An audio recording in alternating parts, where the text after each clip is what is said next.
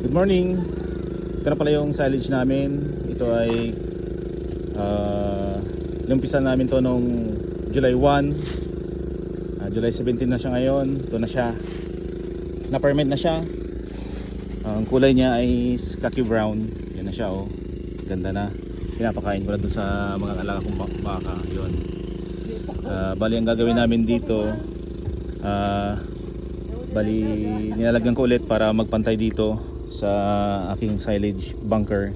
Kasi nga nung nakita ko nung diretsong umulan, nai-stack ng tubig yung dona namin, kaya papantay namin yung corn silage dito sa aking bunker. So yan, i-update ko lang kayo sa aking 17 years old ay 17 years old 17 days old na silage. Yan, pinapakain ko na sa mga alagang baka yung gusto na nila. Ito para yung nilalagay namin ulit. Ito yung hinarvest namin at saka giniling namin kahapon. Yan, marami pa yan. Andun pa, hindi pa nakakapot yung mga iba. So yun na po, happy farming.